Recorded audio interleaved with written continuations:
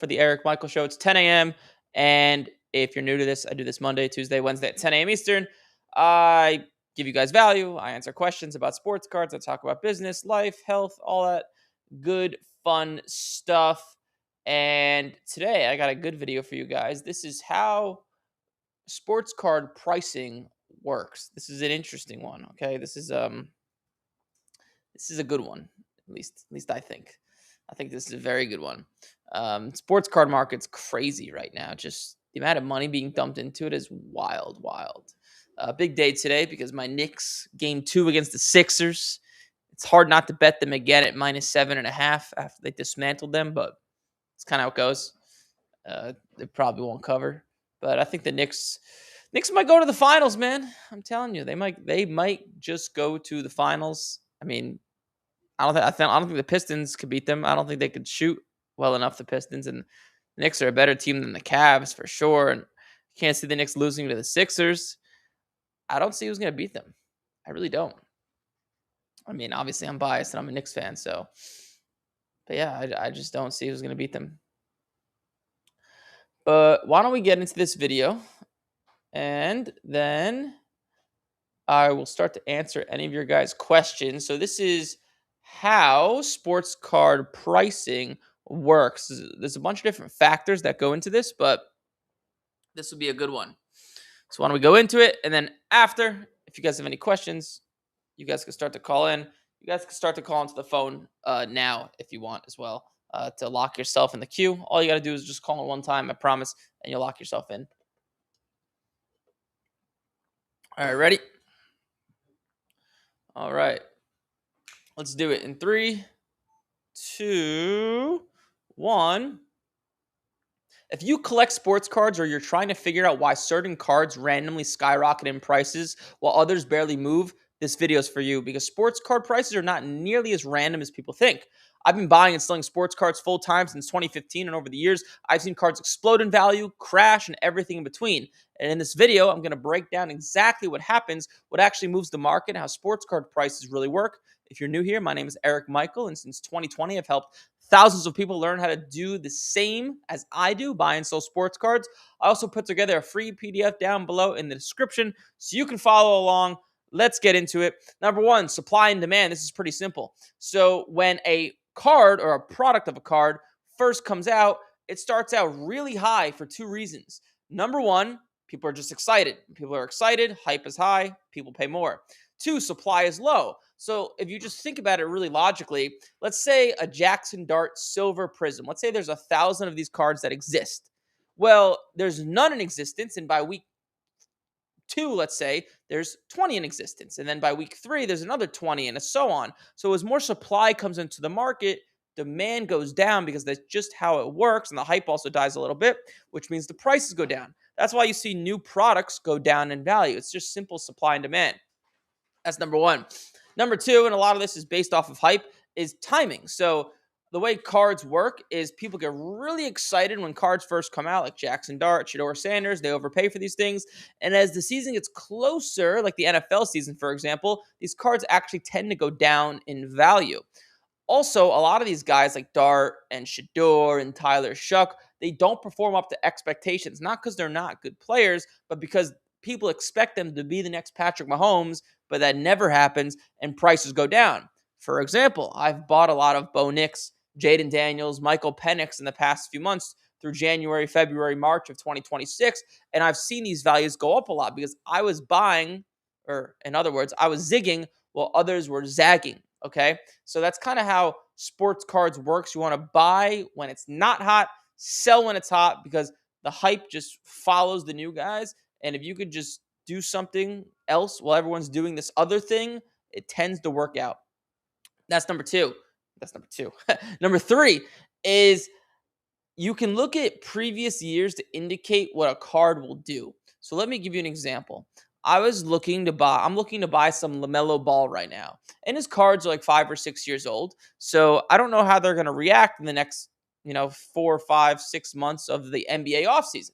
But what I did is I looked back a year prior and his value jumped about 20 to 25% last year's offseason. Now I expect the Hornets to pick up some guys. Concanuple's really good, so I could see that being a little bit more. So I look back at previous years to give me an indication of what is going to happen this year.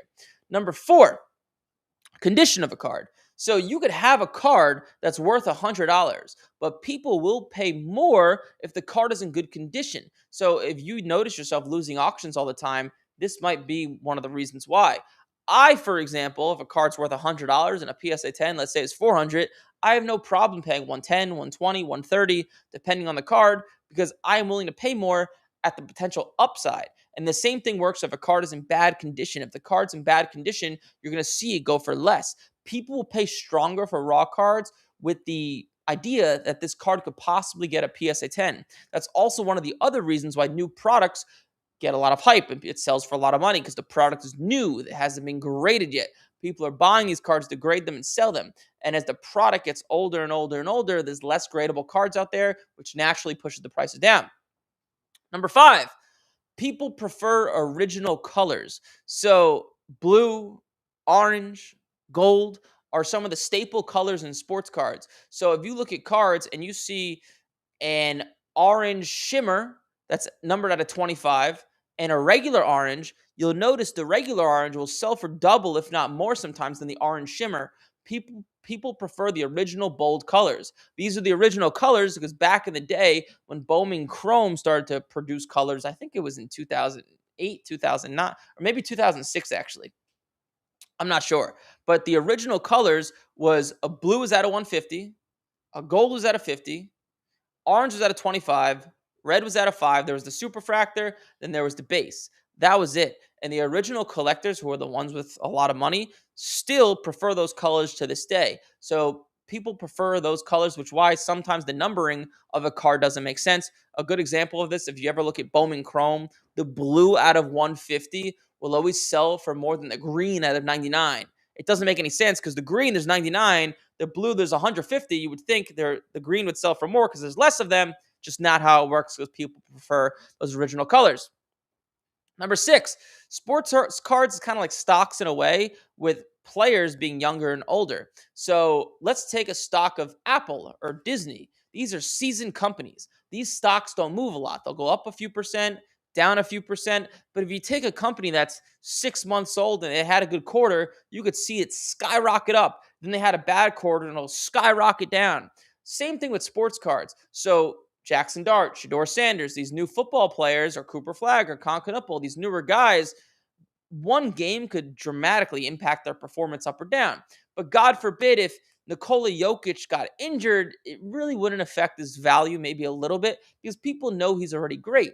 God forbid Cooper Flagg got injured next year, you would see his value go down a ton more than Jokic's. Not because one player is better than the other. One is proven, one is not. And the last thing is the way you look at sales of cards is just by looking at recent sales. So all the other things I talked about up until this point are referring to why sports card values are what they are and how it works. But when you're looking at the value of a card, just simply look at the recent sales on eBay. That's it. You could use softwares like Card Ladder. I believe it costs $20 a month. Market Movers, which is a little bit more expensive, or 130point.com, which is free. And I'm sure there's other softwares out there as well. But just using recent sales, that's how you know what a card is worth. It's that simple. There are some nuances to it, right? Where like if a card hasn't sold in 5 months, that player's value could have been affected up or down in the past 5 months. And you might want to look at other cards to see, hey, is this player worth more or less in the past 5 months? So be careful. Don't just look at a card from 5 months ago, assume that last sale is what the card's worth, because a lot could happen in sports cards in 5 months. But those are 7 ways and hows of why sports card values are what they are. Hopefully this video gave you guys a little bit of value. I'll see you in the next one. Cool. Hopefully that helped you folks out just a tad bit. All right. Now we can get into the fun part, the part everybody loves. Questions. Man, I was deadlifting pretty heavy.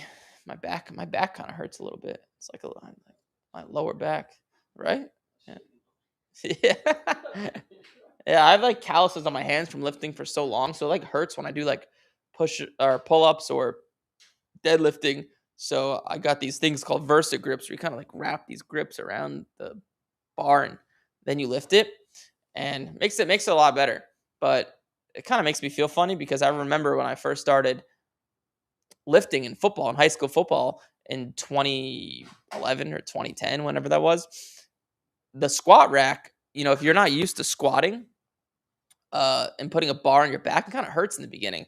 And they had these pads in the gym or in the weightlifting room for my football team, and the coaches used to call them I'll let you guys fill in the blank, but the P pads. You could imagine what that word P stands for. And if you were using one of those pads, the coach would he would take it off the bar and throw it. He wouldn't let anyone use those pads, which makes me feel like weird now that I'm using like help when I lift, but my hands are just too messed up. All right. First callers from out west in Washington. Called 6 times. Wow, must really want to talk to me. Hello. Hey, you have Eric. You are live. Hi, Eric. Good morning.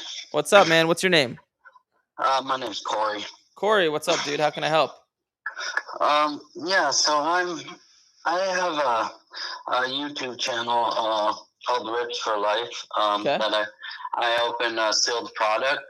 Last night I went into the Target and they just restocked all their stuff. And I didn't really want to get into Topps Chrome because of the price right now. But I got some of the product for my channel. Yep. And I'm opening it, and I hit a super fractor, a gold 101 of Ashton Genty. Wow. Good for you. Last night, and I thank you, man. And I have no idea what this thing's worth. Well, I don't know what to do with it. How I would Which one is it? Is it like a very? It's the Fortune 15 super fractor. Okay. 101 Ashton Genty rookie card. Fortune 15. That's what it's called. Let's see. Yep. Let me look it up. I'll give you like a rough value. Okay. So probably around 12 to 1500, I'd say. Okay. Yep, in that range. Green's at a 99. Did like 175. Gold at a 50 to 160. So it's probably like 12 to 1500 in that range. It could go for more. The card like that just takes one buyer. But right. Yeah, in that range. Okay. Yeah, so like if you get a hold of a diehard Raiders fan, they could be willing to pay anything for it. Yeah, honestly, that stuff like that, I would just auction right away because the product is still so hyped and excited.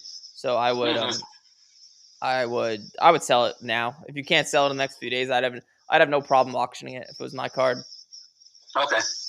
All right. Well, thank you, Eric. All right, thank you, sir. Yep. Have a great day. You too. I'll show you guys something. The queue's open, so feel free to call in. Looks like we missed a bunch of callers yesterday. I'll show you guys something. That's gonna make me feel good about myself. So these are some purchases I made on eBay last night. I actually bought these on the show. I usually don't win cards I bid on in the show because you guys take them from me. But I'll kind of show you guys why I bought this stuff. So Giannis, I'm buying some Giannis. I think there's some upside there. You could see here Giannis Prism. This card's going. Let's see where we're at here. It's actually been up in value recently. Wow. The last sale, I just kind of paid what it's worth. I think this card could pop up to like 650, 700. But something I'm really excited about is the Jalen Johnson blue. I think I got a pretty good deal. Jalen Johnson blue Prism 20. What is it? 21. If you don't know who Jalen Johnson is, he's a really good player for the Hawks. He averaged over like 20 a game. And you can see your boy got the last one at 587 during the playoffs. It came down to 515. So I got him pretty good. I think this card could easily go up in value if the Hawks pick up some pieces. He's a really good player. So I actually bid on this on the podcast, which is which is dope, which is cool. But all right, Mr. Safe, we're calling you. Good morning. What's up, Safe? How you doing? Hope all well. Thank you, sir. You as well. So May is the weirdest month of the sports because what should we buy right now? Because what should we buy and what we should sell? Because there's absolutely it seems like even though the market's going up, but the market is actually going up with like the goats and the otanis and stuff like that. But in general, there's a bunch of things that are going down. Like the playoffs just ended for a lot of the teams at the NBA and the NHL, and MLB midseason, and NFL is so long, and soccer is, maybe soccer. But I would love to hear from you. What is the best buy and what's the best sell right now? I've sold a bunch. I mean, I've just been selling football throughout the offseason as it's went up. I've sold Jaden Daniels, Penix. These guys are up a lot in value, and I'm still buying like guys like Bo Nix. What else am I buying? I'm starting to buy Prism football. I'm looking for some Cam Ward, just guys that haven't went up in value yet. There's still another like 4 months of the season, and then I'm also getting into basketball. So I just bought I just showed it on the screen, but a Giannis Prism PSA 10 2013, and then a Jalen Johnson Blue Prism PSA 10 as well at a 199. So there's no specific thing that is kind of like to sell right now, like because isn't football going to be a little higher around August? It depends on the player. It's just like I'm content with selling Daniels right now because it's went up a lot. I think I could do more with that money by investing in guys that haven't went up. And it's not they don't always go up. Not every player goes up. Some go down from now to August. Not every player goes up. But it's just a question of, what's the best use of my money. Yep, absolutely. Yeah. I mean, I know that I know you talked a lot about opportunity costs and stuff like that. Yep. What about I have a card for Daniels that I'm trying to sell, and I just kind of I didn't find the time. I'm gonna actually ask you about it. I've never asked you about it. It's a Jaden Daniels Absolute to 16. It's a rookie. Okay. It's number to 16. So you could just check it out. There's not a lot of transactions, but I just want to see like how do I justify, because I don't feel like it should be sold of the latest comp. It was like 5, 6 months ago for like 220 or 250, something like this. But I feel like that card worth a little more. It's a Jaden Daniels. It's numbered out of 16. Yes, it's an absolute number out of 16. I'll tell you what the parallel is. What's the card called? It's Panini Absolute.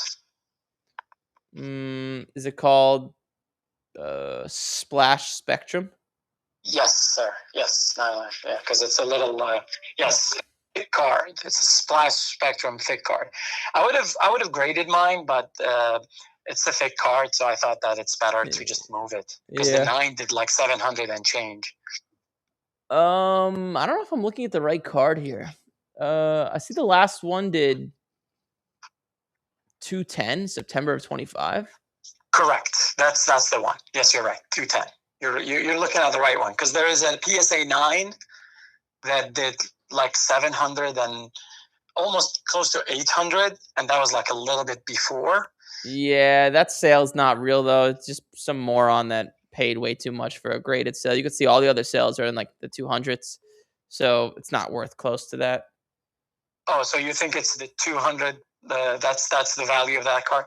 I mean, yeah, I would say roughly, because just for the future, don't buy Absolute, because this is the problem. These like his Prism stuff is up 40-50%, but his Absolute stuff probably is barely up. So just people don't prefer it as much. So I would say maybe I really got it as a like a compliment to I'm in it for like $200 because I got it in a big trade. I traded one card for like 7 cards, and then we were like in doubt about value, and he was like, "How about this one?" So that's how I got this card. Yeah, I would just get out of it. And you could put your money in a better spot. It's probably worth a little over 200, but it's not gonna go for like $400. So I would just get out of it. Okay, cool. Okay. Well, thank you so much. I'm glad that you talked to me about this. Cool, safe. Any other questions? No, that's it. Thank you. I'll keep listening. All right, thank you, sir. Okay, bye Bye bye. bye. Sometimes I hate to be the burden of bad news. Some people, I'm not saying Safe is doing this, but some people call thinking a card's worth a ton, and I have to break it to them. It's not. The man, the myth, the legend. Oh man, what an intro. What's up, Eric? It's Eric from Miami. Oh no, you didn't. He's. Did you enjoy F1 the past weekend? Oh yeah, no, I worked. I mean, I just work, but yeah, it was. I had a buddy that came up from Colombia. Actually, he's retired, and he enjoyed the heck out of it. So yeah. Columbia, South Carolina, or Columbia as in Medellin? The latter. Oh wow. Oh man, you're surrounding yourself with quite the people. Yeah. No, he's actually he's just a retired guy. He just enjoys the life down there. I can kind of relate. I don't blame him. I think any retired guy would enjoy that life. Yeah, exactly. So, but yeah, no, it was a big deal, and man, I mean, yeah, the money that's thrown around at those events are crazy. Yeah, it's wild. All the crazy cars and rich people. Yeah, man, and people flying in on helicopters and just. It's like there's a lot of money out there in this world. It's incredible. Yeah, it's like a giant. It's like a giant de-showing contest. But yeah, it's crazy how much money. Like people, I think have such limiting beliefs as to how much money there is. Like there's a guy. I'm not gonna say his name, but I watched a podcast. So his business does $4 million a month, right? And he sells kind of what we do, where we teach people how to make money with cards. But he teaches like high-end like corporate guys how to get in shape. Just, your simple fitness program, but it's $10,000. And then there's a bigger program. I don't know what's involved in it for 40,000. And this is just fitness. And he's obviously doing really, really well. So there's so much money out there. It's insane. Like, it's crazy. Yeah. I mean, I guess if you can tap into that market, because I mean, these high level CEOs of like Fortune 500 companies, they're like making like 30 million a year, Yeah. I mean, I suppose that's just a drop in the bucket for them. I mean, again, you're right. It's something else. It's it's a really, like you say, it's a mind shift that I mean, you gotta keep that all in mind. Yep, 100%. How can I help, Mr. Eric? Well, also too, I got a Whoop. Oh, you did? Nice. Yeah, it's on the way. I haven't received it as yet, but I'm looking forward to it. The Whoop is good. I would use Claude or ChatGPT to explain all the different things and how it works, but you'll after looking at your sleep score every day, you'll discover like, okay, well, I need this much sleep to be optimal, and I need when I eat before bed or this close to bed, I get bad sleep. It'll be really helpful for your energy. Yeah, man, I'm looking forward to it because I am kind of that biohacker type guy, so it sounds like you are as well. So I think this will work out for me. Do you wear it in the sauna at all? Yeah, I don't take it off. Okay. Yeah, it doesn't come off. And I would recommend buying the I think I said this, but the sports band, the band it kind of comes with sucks. Yeah, I did. Yep. Okay, it's nice. like a rubber or a silicone material. Mm-hmm. Yeah, so definitely that was a good call, and I'm glad you mentioned that because I probably wouldn't have thought of that, had you not. So appreciate that. Yeah, for sure. Sports cards related. When you're traveling, I know I can relate to. You said you hate sleeping outside of your bed. I'm the same way. I hate to travel for that purpose. It's really just an annoying thing. People that like claim they just want to travel everywhere. I mean, go on Google Maps and look at whatever you want to look at and call That's it a day, how I feel. Yeah, but people love travel, and I guess go for it. But not me. But I do understand, to go to these big events like the National and to go out west to, California's got some big card shows. It might make some sense for me in the future. And I was curious what your travel setup is, like how you pack your suitcase. What's your typical?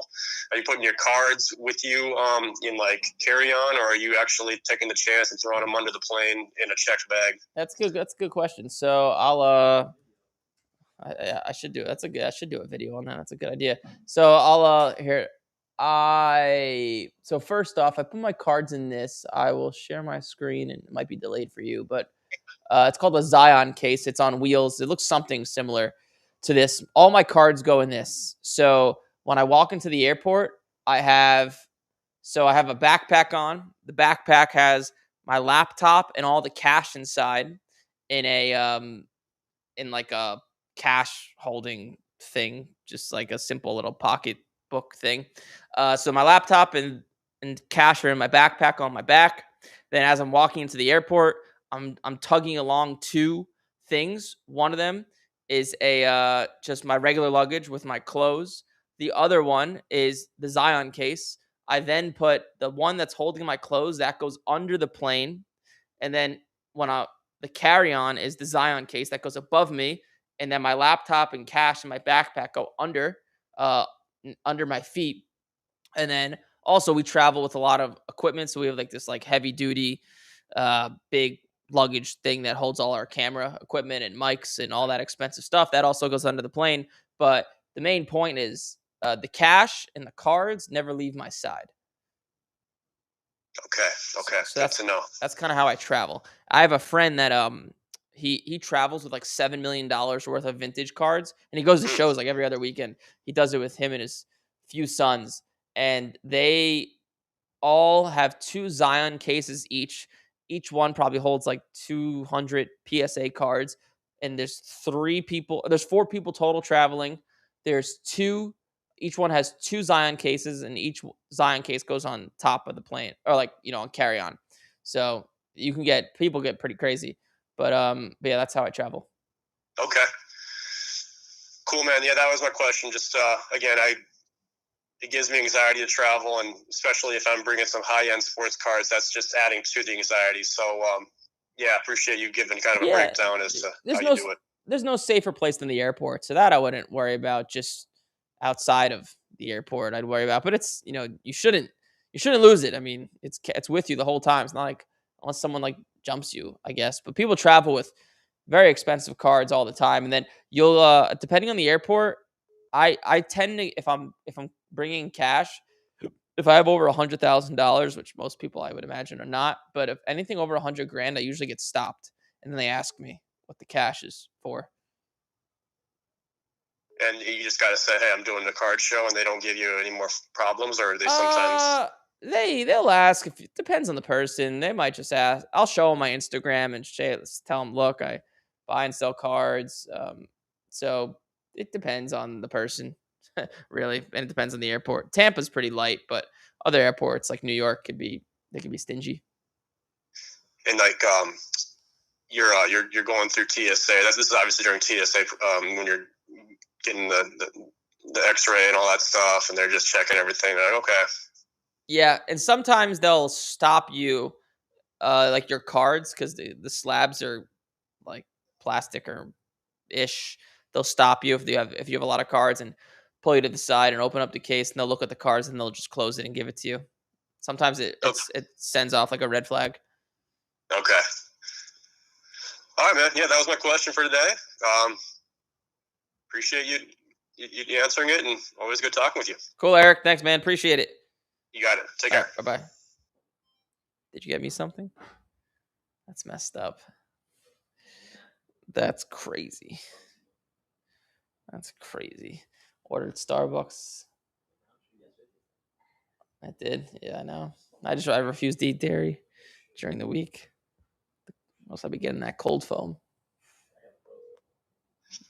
Hello. Hey, you have Eric. You are live. Yes, sir. I was just watching your podcast. What's up, man? What's your name? My name is Ja. Ja? What's like Ja Morant? Yeah, like Ja. What's up, Ja? How can I help? All right, so I got a question about Toronto Blue Jays today. Do you think Vladimir Guerrero good for 2 hits and Dawson Vorshaw? Like as in gambling? Yeah. Who? Oh, let's look into it. It's like tonight. Yes, sir. Who's the pitcher? Let's see who's the pitcher. The pitcher is Patrick Corbin. Oh, and then what's he's a lefty, right? Yeah, he's a left. And what are the odds? What are the odds on Guerrero getting 2 hits?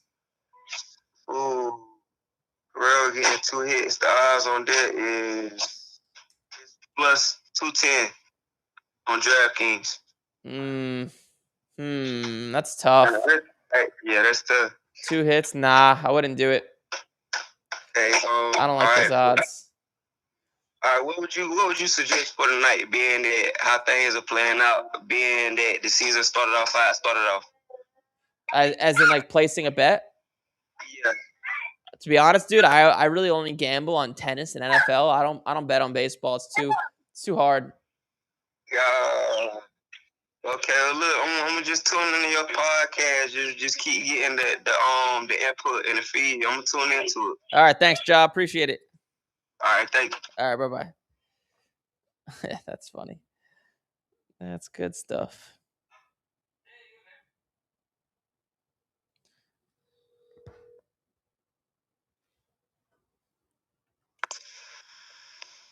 Hello? You have Eric? You are live? Oh, hey, Eric. This is Kevin. I'm calling from Virginia. What's up, Kevin? How can I help? Hey, I've been watching your show for a little while, and I've been on the fence of calling. Kind of daunting. You've been nervous? Because I think I have a stupid question, but... Nah, believe me, I've heard much stupider. Whatever it is, I've heard dumber. So there's no dumb questions. So I don't see how I could at least break even or make a profit on most of these cards. For example, I'll be buying a Jaden Daniels. I see on eBay last sold for like $30 for it, and then I try to list it or sell it again for like 35, but then people will see the last sold for 30, and they're like, well, why would I pay 35? And then I have to pay the eBay fee. So how do I overcome that? Well, it sounds like to me, just to be blunt, you have no card flipping strategy. So you can't just buy a card and put it on eBay right away and resell it. That's just not going to happen. If it was that easy, everybody would do it, but there's a reason everybody doesn't do it. So the 2 strategies is buying cards already graded while they're low. It's gonna take a few months for them to go up in profit if you're buying the right stuff. Or the other strategy is getting cards graded. But yeah, you're not just going to buy a card and flip it right away on eBay and make money. The only way you would do that is if you're buying a card shows, or you're buying cards or people can't see the comps. So if people can see what you're paying, it's very hard to make a profit. So that's why a lot of the cards I buy, when I buy on eBay, I'm holding for a few months. And that's why I love card shows, because you could do that. Oh, I see. Yep. Okay. And for grading, I think I've only sent in some TCGs for grading, but for football cards and basketball cards, I noticed that they're like, I always see something wrong. And then the edges, well, not the edges, but like the border looks like it got cut all weird. And this is like 99% of the cards, I want to say. Would that count as a PSA 10 because it's like a widely known thing, or? Yes, if it's part of the design of the card, it's not a problem. But also you want to be going after cards that are just easier to grade. Some cards have lower gem rates, so just harder to grade because of the way the card was produced, and some are easier. So, for example, like Prism laser cards are pretty kind of easy. They jam it like 50% of the time, as opposed to Topps Chrome refractors. Those are hard to grade because the surface is shiny. They get damaged easy, so they're just harder to grade. So going after easier cards to grade is also kind of a hack. I see. Yeah. And last question, Eric, and I'll let you go answer the other people's. How do I convince my girl that this is a good opportunity? Well, how old are you? 33. Girlfriend or wife? Girlfriend, hopefully soon to be. Does she did she like go to college, has a job, that normal route? Yeah, we both have decent jobs and everything's normal, but I'm just interested in this hobby. And what does she say when you bring it up? You're obsessed with cards. You're getting a little too crazy. Cards are everywhere in your house. Yeah. So, is she opposed to? Well, the only reason she says that is because you haven't made money with it. If you've made money with it, she wouldn't care. Like if you were using cards and it paid for a vacation to Hawaii, I bet she would say buy more cards, right? So Most likely. it's not a. I don't think this has anything to do with your girl. I think this has to do with you and you not having a viable strategy to make money with cards. Because shit, you could take up a whole room with cards. If it's making 20 grand a month, she probably wouldn't care. So you just need to show her the proof. It's not a, you know, you could talk all you want and show videos of me making money with cards, but it's not you. So your wife doesn't care or your girlfriend doesn't care. It's not until you actually start to make a profit. And that can be done by going to card shows and investing in yourself and learning how to make money with cards. And, that's kind of the, why it's harder to start a business to later on you get in life because, when you're 21, you have no responsibilities, you have no girlfriend breathing down your neck. But when you're 35, 40, right, you have a wife and kids, and now you have other things to think about. And usually they're not fans of it. So my advice would be more low key with it. Don't have the cards flying around all the house. Keep it just low key. Start to make some money. Then once you make her money, show her the proof, and she'll never care again. All right. Sounds like a plan. Hey, thanks, Eric. Thank you, man. Appreciate it. Take care. You too. Always an interesting one. All right. Pensacola, Florida. This is where I tore my meniscus playing flag football years ago. Hello? Hey, you have Eric. You are live. Hey, Eric. This is Dylan from Pensacola. What's up, Dylan? How you doing?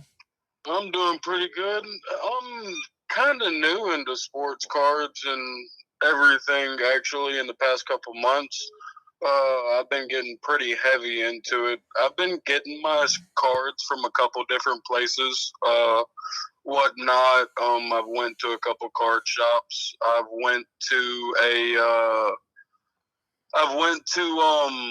you ever heard of the mystery packs from GameStop? No, but I can imagine what they are. I've actually got on there and I've hit a couple big time cards from there. I got them for relatively low and they're worth around $500.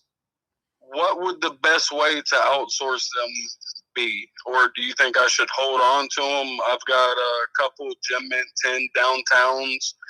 I just want to know the best strategy about going at it since I'm new into this. When you say outsource, you mean the best strategy to sell them? To sell them, yeah. Sorry. So simply put, would be card shows. Just card shows? Yeah, you're gonna get cash, no fees. It's gonna sell pretty quick. That would just a simple answer. That would be the best place. And one more question for you. What is your favorite way to get your inventory? Is it card shows? It's a mix of card shows are my favorite way, yes, because I'm able to get the best deals because I could actually negotiate face to face. That is the best, but it's always not viable, right? Because you can't always be at card shows every day. And then eBay and card shows is where I buy almost all of my cards. And then I buy like big cards, but on like golden auctions and stuff like that. But I don't really talk about that stuff. But yeah, eBay and card shows is where I buy predominantly most of my cards. All right. Well, thank you, man. Hopefully I'll run into you one day at a card show. Hey, sounds good, man. I'm looking forward to it. Have a good one. You too. Bye-bye. Bye.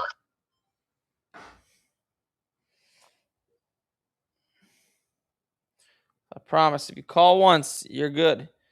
You are locked in the queue if you just call once.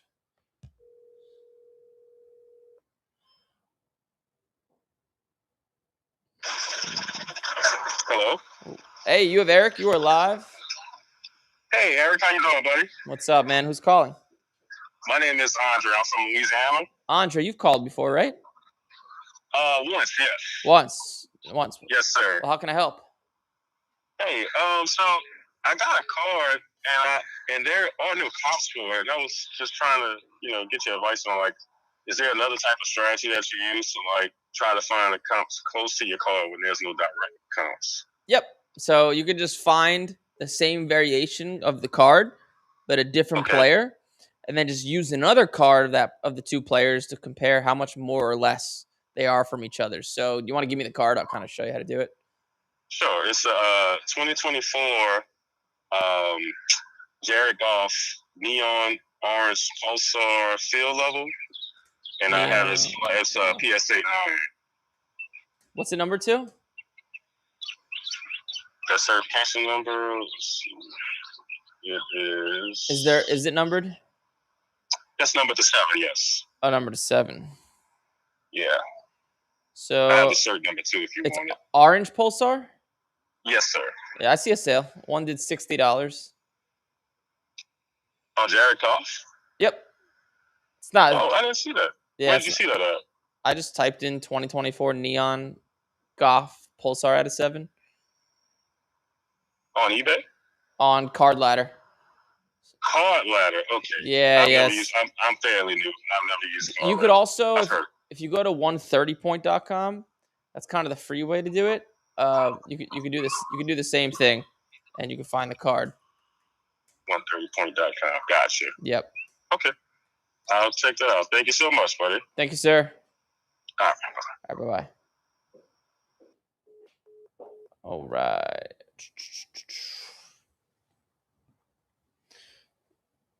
Let's see. Las Vegas.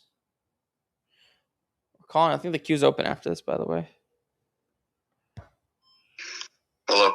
Hey, you have Eric. You are live.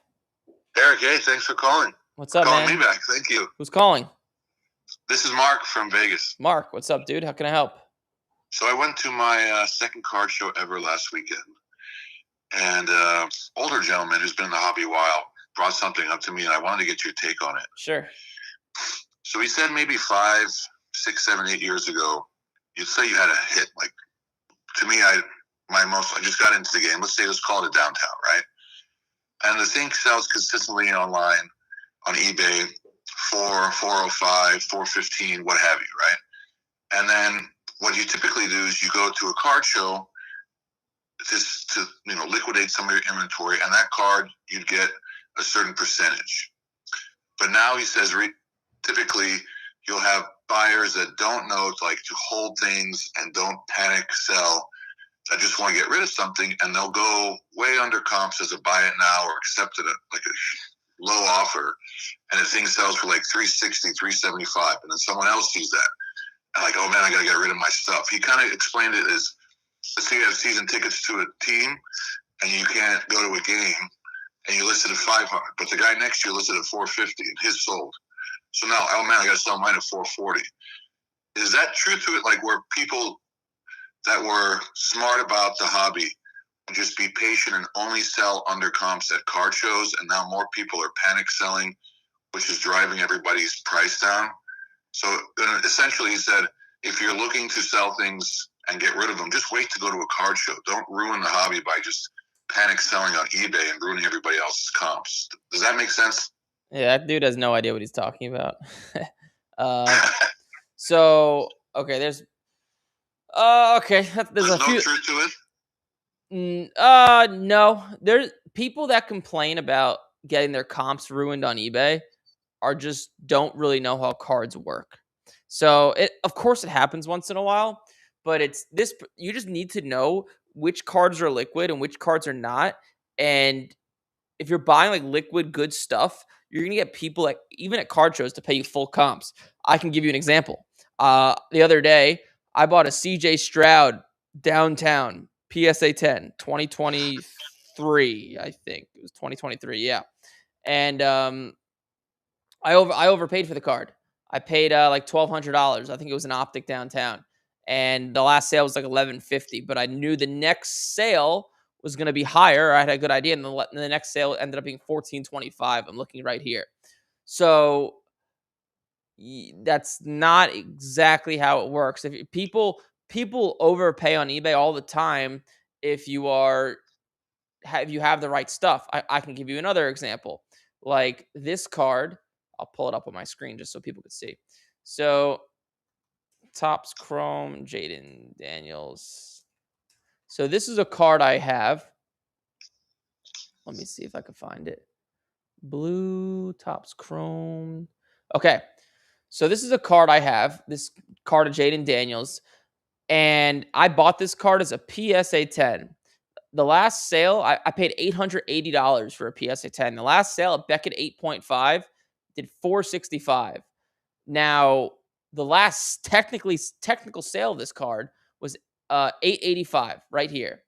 However, I could bet you my ass if I posted this card to eBay, somebody would easily give me $1,100 to $1,200 and pay more than the last comp. The only reason most likely the person is saying that is because she's just buying the wrong cards at the wrong time, doesn't understand like what's liquid and what cards drive the hobby and whatnot.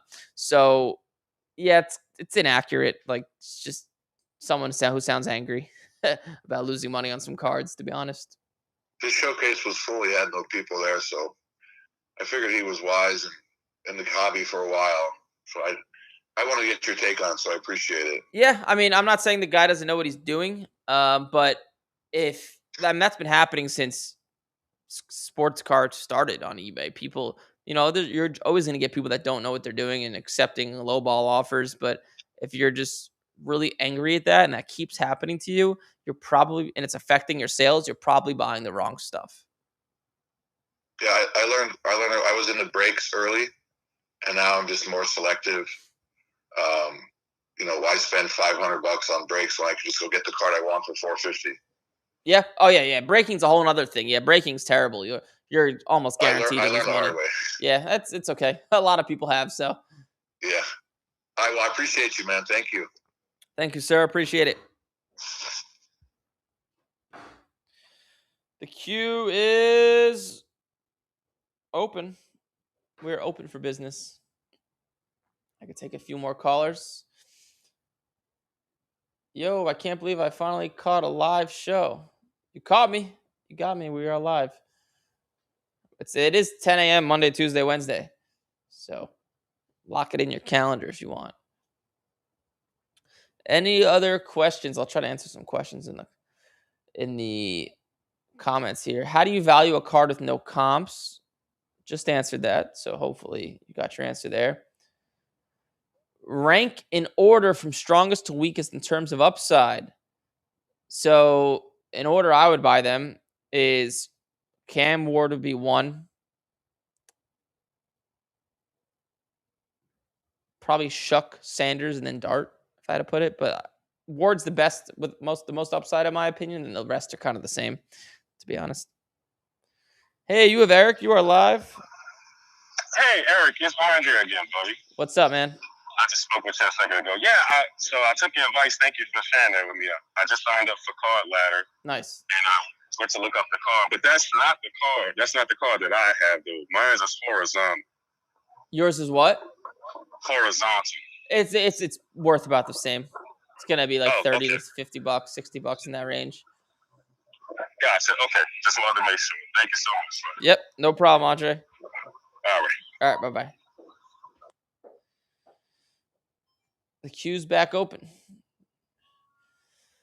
Do you recommend CGC? No, I'd probably recommend SGC over it. Tag is also pretty good for Pokemon and One Piece and all that stuff. But probably wouldn't recommend CGC unless it's like a one-off case. But any other questions? I'll give this like 30 seconds. I got time for one more. If not, it's all good. It's all good in the hood. And I'll take it. There's more people in here. Waiting for one more. One more caller. Going once, twice. I guess not. I'll show you guys. Oh, and I lied. Rhode Island. I don't think we've got in Rhode Island ever. You have Eric. You are live. Hi, it's Richard. Sorry, get me the name again? Richard. Richard. What's up, Richard? Not much. I was just calling. I have a good stock of sealed wax.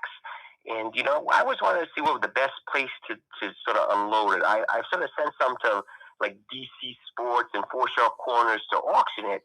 But I seem like a lot of times with the sealed wax, sometimes with auctions, if it's not the right time to sell, it might sort of underperform, basically. I was just sort of wondering what would be the best place to move some sealed wax. I mean, I got some high-end stuff that I was thinking to consign with gold. And, like, there's a little, I have a case of a 2018 Topps Chrome Jumbo, a sealed case that I got back in 2018. So I had two of them. I sold one a couple of years ago. What? But I think, like, What one is it? box of that. It's Topps Yeah. what?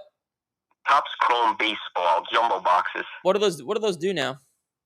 So one, just a single box sold for $9,000 on gold in just a couple of days ago. I think it was the last week's auction or the auction before that, basically, with all the buyer premium. If you look on Card Ladder, it's sold for $9,200 or whatever it is. So the sort of the high end stuff I would probably have consigned with gold in the past, but some of the lower end stuff, I mean, I have 2019, 2020 basketball, football. Obviously, back then it was all Panini. I always used to buy direct, like Panini first off the line. It was the Dutch auction. So I have like 100,000 of first off the line boxes, immaculate, basketball, football, Burrow rookie year, Herbert rookie year. It was back, back 2019, 2020, 2021. And even like Otani rookie, I have the biggest thing I have with that is that Chrome Jumbo case left, basically. Yeah, that's good stuff to have. You could send me a picture here. I buy that stuff all the time. It's very strong. But oh yeah. So I got lots of it. I mean, just send a text to this number here. Yeah, you can just text this number. I'll get back to you. I buy that stuff. I just bought just to give you an example of what I pay. I bought at the New Jersey Card Show $24,000 worth of like older wax, like 90s basketball and early 2000s stuff. I paid 22,000 something, 22,500. Yeah. So yeah, it makes sense. I mean, because I've been consigning stuff to like that Four Sharp Corners, basically, or DC Sports. And again, when you auction, it seems, at least for me, it seems like you put an auction on a box, and it's not as liquid as like a graded card where you have the comps on this, where maybe an immaculate box hasn't sold for 6 months, and it's a first off the line, so there's not too many. So yeah, I would auction that stuff with Golden Auctions if you could. I could put you in touch with my guy who could get you a decent discount and give you some of the buyer's premium. But I would send it to me. I'll see if I could give you a really good offer. If not, I would go with Golden Auctions. I wouldn't use eBay for that higher end stuff. Great. Thanks so much. Yeah. Send a picture here. I'll let you know. Okay, take care. All right, bye-bye. No, I've never done a deal on this podcast. That could be the first. Puerto Rico. Hello. Hey, you have Eric. You're live. Hey, Eric. How you doing? What's up, man? What's your name? I'm Gabriel. Gabriel, what's up, dude? Puerto Rico? Yeah, I'm from Puerto Rico. I live in Florida right now. Oh, okay, cool. How can I help? Yes, sir. So I have a question about this Brock Purdy Uptown that I have that I got at a PSA 10. Sure. When I checked it out, the comps were like around 1,200.